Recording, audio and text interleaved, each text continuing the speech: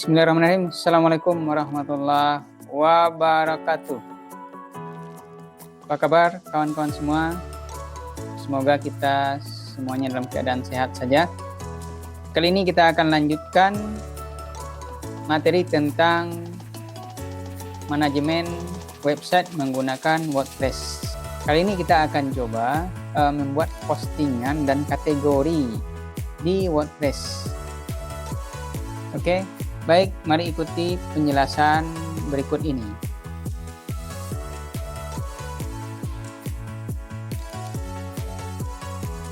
Postingan itu pada website fungsinya adalah merupakan sebuah konten dinamis yang muncul secara kronologis seperti artikel blog atau berita.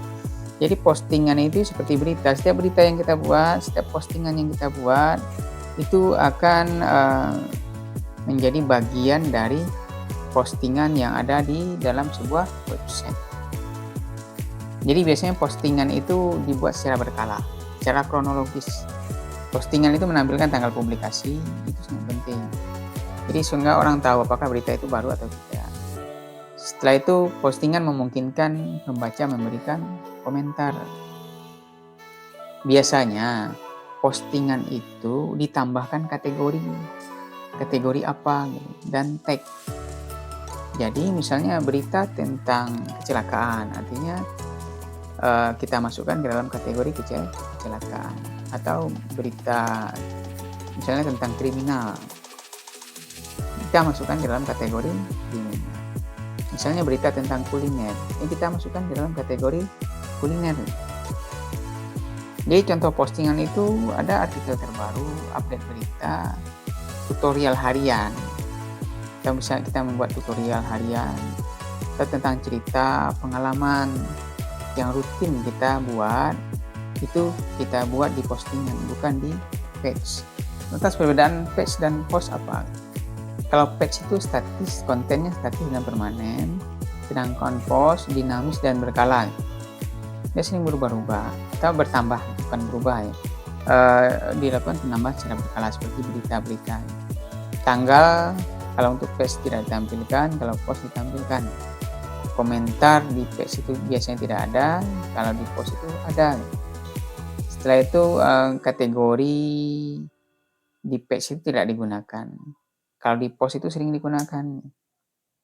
Oke, ini contohnya tentang saya atau kontak. Kalau post itu biasanya berita dan pengumuman yang sering diupdate atau diperbaharui.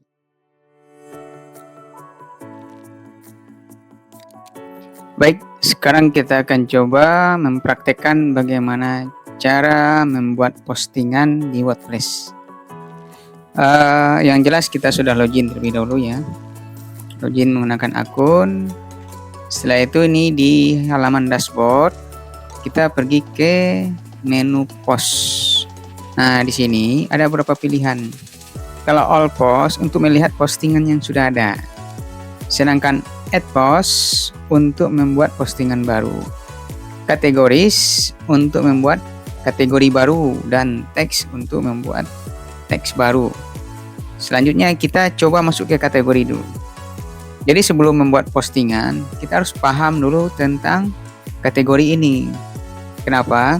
Karena kategori ini digunakan untuk mengelompokkan postingan yang kita buat, dia termasuk ke dalam kategori apa. Karena misalnya postingan itu berupa berita atau artikel, bisa saja setiap hari itu kita membuat berita atau artikel dari kategori yang berbeda-beda, misalnya tentang kecantikan, tentang kesehatan, tentang olahraga, tentang makanan, dan lain sebagainya. Tidak mungkin kita gabung semuanya di dalam satu tempat. Makanya kita kategorikan, kita kelompokkan. Kategori ini sama dengan folder di komputer. Nah, jadi untuk supaya konten kita itu menjadi lebih rapi dan lebih mudah kita sajikan di halaman website kita. Oke, kita coba bikin satu. Di sini sudah ada berita, dokumen, produk tentang saya, kategorinya. Kita bikin satu lagi, misalnya kategorinya tentang perjalanan. Oke. Kalau mau yang bikin traveling silahkan. kita pakai bahasa Indonesia sini. Ini ada kategori induk. Kategori induk ini misalnya perjalanan ini bagian dari berita. Kalau bagian dari berita berarti kategori induknya berita. Tapi kalau tidak, dia berdiri sendiri, maka kita tidak perlu memilih kategori induknya. Dan deskripsi kalau diisi boleh, kalau tidak juga tidak boleh. Kalau diisi boleh, kalau tidak juga tidak apa-apa. Misalnya ini kita isikan tentang berita tentang perjalanan. Kita klik add kategori. Nah, ini kategori ini masuk bagian dari berita. Ini ada dikasih strip. Misalnya tambah kategori satu lagi, misalnya kategori tentang kuliner. Nah, kita masukkan juga menjadi bagian dari berita. Menyajikan berita tentang kuliner. Kita klik add kategori. Oke, ini kuliner.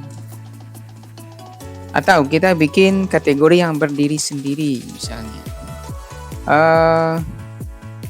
Kita bikin kategori yang berdiri sendiri, misalnya artikel pas. Ini tidak kita kategorikan atau tidak ada kategori induk. Artinya di sini kita menambahkan kategori yang selevel dengan berita. Berita kuliner dan perjalanan menjadi bagian dari berita. Nah, seperti itu. Oke, ini untuk membuat kategori. Setelah itu kita buat postingan. Klik post. Setelah itu tambahkan post. Ini postingan yang sudah ada, yang sudah pernah saya buat, ada 2. Sekarang tambah post. Sebenarnya untuk membuat postingan ini caranya hampir sama dengan pada saat kita membuat halaman. Cuman di postingan ini kita menambahkan atau mengelompokkannya ke dalam kategori tertentu. Nah, dalam hal ini saya akan coba menambahkan tentang produknya. Produk, kebetulan website ini kasusnya toko buku. Nah, produk judulnya ini buku biografi Abu Bakar As.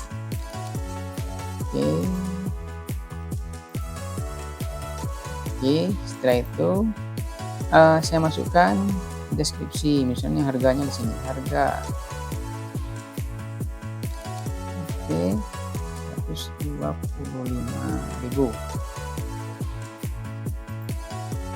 Setelah itu saya masukkan deskripsi bukunya atau deskripsi produknya.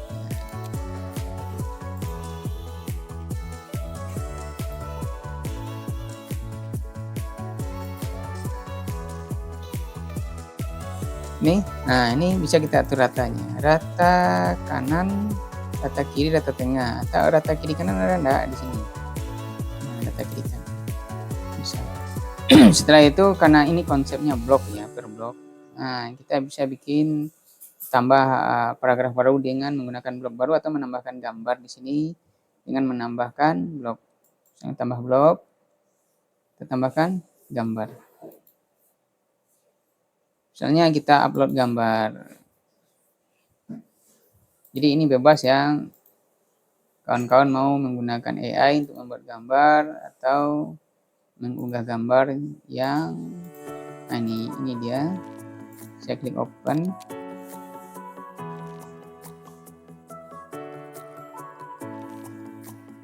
Setelah itu ini bisa kita edit. Kita perkecil bisa. Kita perkecil. Setelah itu saya taruh di rata. Oke. Ini blok ini bisa kita pindah-pindahkan. Kita turun naikkan bisa. Misalnya ini. Blok ini kalau mau kita turunkan ke bawah bisa. Nih. Kita klik tombol panah bawah.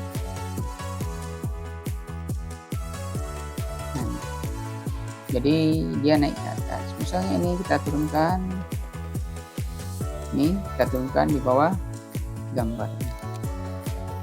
Jadi ini bisa kita atur ya. Setelah itu apa sih yang membedakannya dengan page atau halaman? Yang membedakan dengan halaman adalah kita lihat di post ini. Di post ini kita bisa mengelompokkannya ke dalam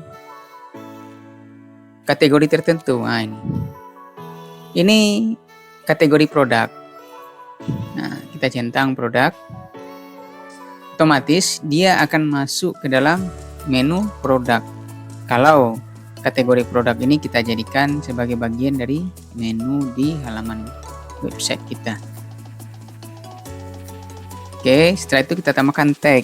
Teksnya apa? Misalnya Abu Bakar Siddiq. Pisahkan dengan koma. Misalnya teksnya banyak-banyak silakan. Toko Bunaya 99. Setelah itu biografi Abu Bakar. Ini terserah ya, kita mau masukkan berapa. Pisahkan dengan koma. Selanjutnya ini sebenarnya bisa dicentang untuk banyak kategori sekaligus. Tapi saran saya pilih satu-satu supaya berita atau postingan yang kita buat itu lebih rapi. Selanjutnya masih di post. Nah, di post ini kita bisa menentukan penulis postingan ini ya. Siapa gitu namanya. Setelah itu diskusi apakah boleh berkomentar atau tidak. Nah, ini biasanya kalau untuk postingan dibolehkan untuk berkomentar. Itu kan terserah kita. Setelah itu formatnya. Nah, formatnya apakah standar atau galeri, gambar. Misalnya kalau galeri, nanti kita lihat hasilnya seperti apa. Saya pilih standar saja dulu. Oke, selanjutnya ini untuk pengaturan. Kalau kita buat kutipan, misalnya kutipannya kita buat di sini, buku ini sangat cocok dibaca oleh mahasiswa, guru, dosen yang berkecimpung pada bidang sejarah Islam. Misalnya ini kutipannya. Nah, kutipannya ini bisa kita atur. Panjang yang diinginkan berapa? Bisa. Panjang kata. Nah, ini berlaku untuk kutipan yang dibuat secara otomatis. Ini kalau kita buat secara otomatis menggunakan AI. Bahasa Korea, Jepang, bahasa Indonesia tidak ada seperti ini. Kalau misalnya kita pilih bahasa Inggris, kita lihat hasilnya nanti ya. Satu nadanya, ada nadanya juga. Apakah serius, optimis, humoris?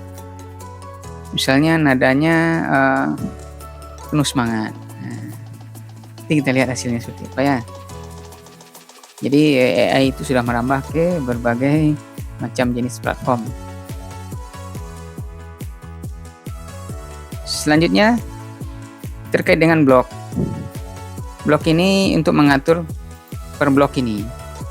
Kalau teksnya sebelumnya sudah diajarkan di page ya, bagaimana mengatur teks, memberi warna latar belakang, warna huruf, warna teks, ukuran font atau tipografi secara keseluruhan. Oke ya, silakan dipelajari di sini page, cara membuat page. Oke, kalau sudah tinggal kita terbitkan, kalau segera diterbitkan. Klik. Nah, ini kita bisa tentukan juga visibilitasnya.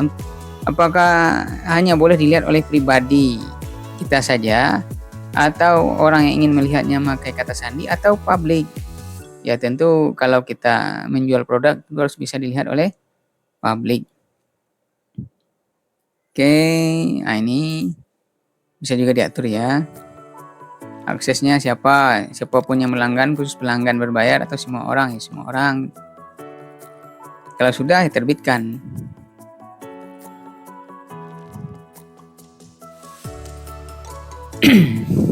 Oke, berarti ini telah terbit. Kalau untuk melihat linknya ini, kita salin linknya, bisa kita bagikan ke orang lain. Atau melihat tampilan postingannya di sini, tampilan post. Nah ini. Coba kita lihat di tampilan website keseluruhan. Atau kita kembali ke dashboard lebih dahulu. Kita kembali ke dashboard dulu. Nah, setelah itu kita akan lihat situs untuk melihat postingan tadi. Lihat situs ini.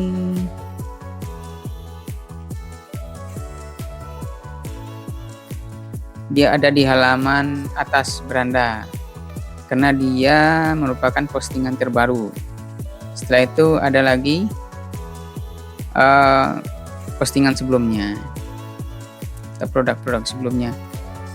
Ini belum dikelompokkan ke dalam menu karena menunya belum dibuat. Tapi kalau menunya sudah dibuat, artinya nanti akan muncul di atas. Oke. Setelah itu, apa yang tugasnya kita lakukan? Ya, kita melakukan atau membuat postingan-postingan berikutnya dan dikelompokkan ke dalam kategori-kategori tertentu. Jadi jangan lupa dikelompokkan ke dalam kategori tertentu setiap postingan yang dibuat.